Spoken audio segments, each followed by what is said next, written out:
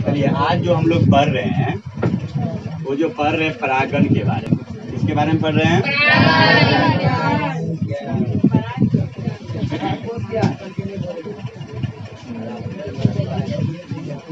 ठीक है, तो ऐसे हमने कल जो पढ़ा था परागण निम्नलिखित कितने प्रकार से होते हैं? देखिए इसके दो ब्रांच होते हैं, एक को कहते हैं स्वपरागण, दूसरे कहते हैं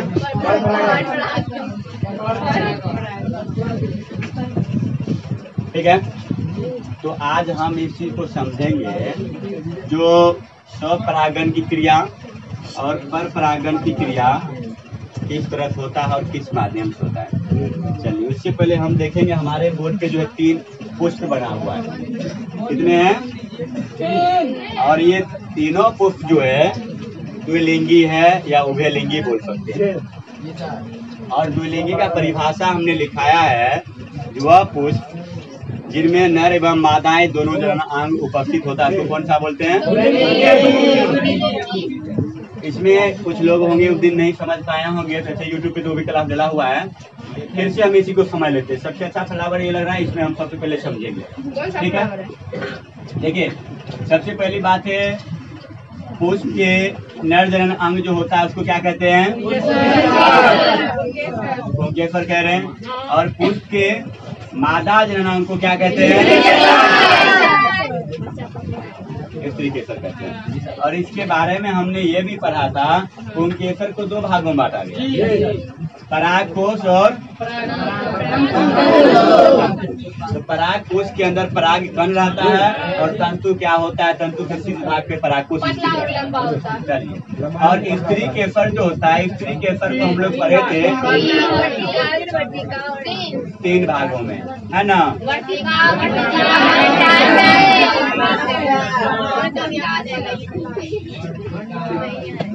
ठीक है। और अंडाशय के भीतर हम लोग ये जाना था, तो इसके भीतर क्या रहता है? बीजांड। बीजांड के अंदर अंडाणु रहता है ना, जो निषेचन होके निषेचित करके फल में परिवर्तित हो जाता है। चलिए यहाँ तक हो गए। अब हमें लेकिन आज ये चीज नहीं जानना था, हमें आज ये जानना है परागण के बारे में जानना है, जो स्वपरागण कैसे होता है और परपरागण कैसे होता है। देखिए यह एक पौधा है और इस पौधे में 2 टहनियां निकली हुई है और दोनों टहनियां पे एक अलग अलग पुष्प है, एक ही जाति का पुष्प लेकिन 2 पुष्प। ठीक है, तो हमने डिफिनेशन में लिखाए थे, जब परागकोश परागकण परागकोश से निकलकर उसी पुष्प के वर्तिकाग्र पे स्थानांतरित होता है तो कोई कौन परागकण बोलते हैं? स्वपरागण बोलते हैं ना। ठीक है, तो अब ये देखिए एक फूल है, उसमें 2 पुष्प लगे हुए हैं और इसमें जो नर जननांग मादा जननांग दोनों है। तो जैसे कि अब जानना है, ये जो है मादा जननांग जो होता है किसी भी पुष्प में केवल 1 होता है और नर जनन अंग जो होता है पुंकेसर जिसको बोलते हैं वो कई होते हैं। जैसे कि हमने धतूरा के पुष्प में देखा था, चारों पैसे था, केवल एक बीच में जो था वो था स्त्रीकेसर। ठीक है, अब जो है ये, अब देखिए गेहूं सबने देखा है, धान भी सबने देखा है, मक्का भी सबने देखा है, वायु द्वारा परागित होता है। जैसे जब भी हवा बहता है एक दूसरे से टकराता है ना, टकराने के फलस्वरूप जो होता है, ये तो हम लोग जानते हैं, जो वर्तिकाग्र क्या होता है चिपचिपा होता है और ये क्या होता है पाउडरदार होता है। और हवा जो बहता है एक दूसरे से टकराता है, ये क्या होता है ये परागकण स्त्री के सबसे चिपक जाता है, जिसके फलस्वरूप क्या होता है उसमें निषेचित हो जाता है। और उसी तरह देखिए मक्का का पौधा सबने देखा है, नीचे में भुट्टा लगता है, उसके शीर्ष वाले भाग पे जिसको बोलते हैं पराग और अपने देहाती भाषा में बोलते हैं गभा और धनशीशी। देखिए हम अभी से 10 साल पहले जाएंगे तो अक्सर भुट्टा भोर होता था। काहे कि खेती करने का तरीका जो था उसे हम लोग नहीं जानते थे किस तरह से किया जाए। आज हम लोग वैज्ञानिक पद्धति से खेती कर रहे हैं, जिसके पश्चात फसल अच्छा उपज रहा है कि नहीं है। आप देख चलिए मक्का के बारे में जानते हैं, मक्का के ऊपर धनशीशी होता था, उसको क्या करता किसान गाय भैंस को खिलाने के लिए हिंच लेता था पूरे पूरे मक्के का। अब जब धन शीशी हिंचा गया, जब परागकण वो जो स्त्री के सर पे नहीं पड़ेगा तो निषेचित नहीं होगा, इसमें दाना आएगा नहीं होगा, तो भुट्टा का भुट्टा रह जाता था। यदि किसी प्रकार कहीं से कहीं एक दो पड़ जाता था, उसमें देखो कुछ कुछ दाना होता था, जिसको कहते थे भोर हो जाना। आज के समय में देखो कोई भी मक्का हो जो बीज बेचता है तो प्रचार करने में आता है और बताता है कि आपको इस तरह से खेती करना है ना।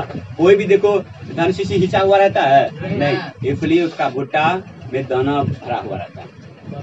ठीक है, चलिए यहाँ पे समझिए, कहता है ये जो है परागकण है, और परागकण ये स्त्री केसर है। जब किसी माध्यम से, ये तो हमेशा देखिए स्त्री केसर से बड़ा होता है या छोटा भी होता है, किसी रूप से या हवा भी हो, हिल डोल के हवा के माध्यम से जब ये उड़ के इस पे आ जाए तो इसको कहते हैं स्वपरागण, ताकि इसका यही पुष्प का परागण इसी पुष्प के वर्ती काग्र पे आया।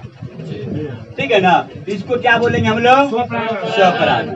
चलिए, आदि इसका भी परागण उड़ के इस पुष्प पे आ जाए तो ये भी क्या होगा? स्वपरागण। और देखिए हमने लाभ हानि में लिखा था स्वपरागण। स्वपरागण से जो बीज होता है वो अच्छा नहीं होता, फल बीज होता है वो अच्छा नहीं होता है ना। तो पर परागण से जो होता है उससे बीज भी अच्छा होता है और फल भी अच्छा होता है, और उसके आने वाले पीढ़ी में भिन्नताएं भी होती है। जिस तरह से मान लो हम लोग जो है ना, हम लोग में क्या हो रहा है? लैंगिक जनन हो रहा है। क्या हो रहा है? इसमें भिन्नताएं होती है। क्यों भिन्नताएं होती है? ताकि दो युग्मक अलग अलग मिल रहा होता है ना, इसलिए हम लोगों में भिन्नताएं आती है। यदि सेम टू सेम मिलते जाएगा तो कोई भिन्नताएं होगी? नहीं होगी। चलिए अब हम लोग पर परागण के बारे में जान रहे हैं। ये मान लीजिए क्या दूसरे वही जाति का पुष्प है परागण, ये दूसरे जाति का पुष्प है, ये भी क्या वर्ती काग्र है। साहब मान लो ये दूर दूर में है, यहाँ से हवा कितनों बहेगा तो मान लीजिए जब निकट में रहेगा तो आ सकता है ना। जब मान लो एक पुष्प यहाँ है, एक पुष्प अपने चापाकल के पास है, मचान के पास है, रोड के पास, यहाँ तक तो नहीं जा सकता है, गिर जाएगा। तो यहाँ तक किसके माध्यम से जाएगा? पक्षी के माध्यम से जाएगा, कीट के माध्यम से जाएगा, मधुमक्खी के माध्यम से जाएगा, ये सब के माध्यम से जाएगा। तो कैसे जाएगा सुनिए, कीट पतंग या मधुमक्खी को तुम लोग गौर से पकड़ के देखना, उसके पैरों में बिल्कुल छोटा छोटा रुआ होता है।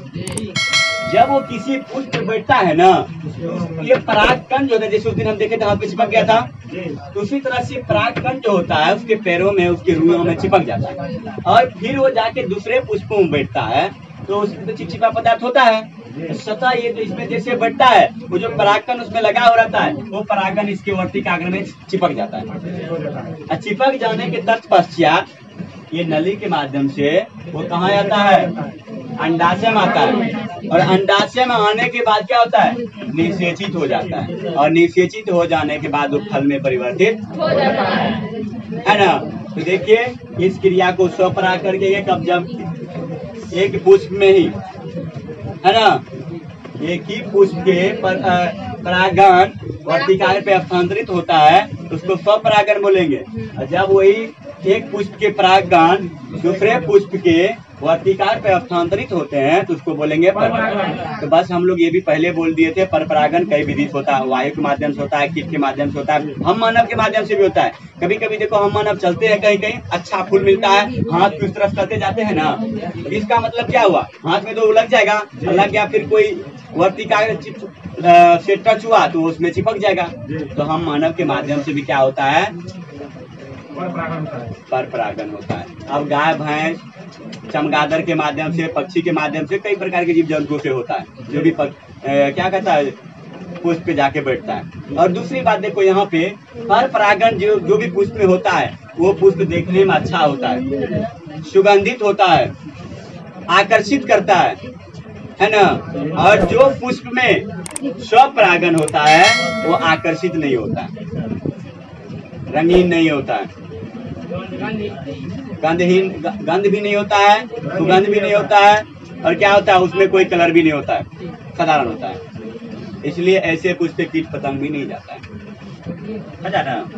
कभी देखो मटर का पौधा है ना, वहाँ पे देखा है कभी मधुमक्खी को उड़ते हुए? नहीं देखा। वही सरसों के पौधा देखा है, उसमें देखना मधुमक्खी यार बिल बिल बिल करता रहता है और बैठा रहता है, उसमें रस चूसेगा फिर चला आएगा, है ना। हाँ, सूर्यमुखी पे भी बैठता है, उसमें भी रस होता है, उसको भी चूस लेता है। बस इसी को समझना है, बस यहीं तक रहेगा। और इसके बाद जो हम लोग पर परागण के बारे में नहीं लिखे थे उसके बारे में लिखेंगे, ठीक है। अब कोई चीज समझने में दिक्कत हुआ होगा तो कल इसी को हम लोग पूरा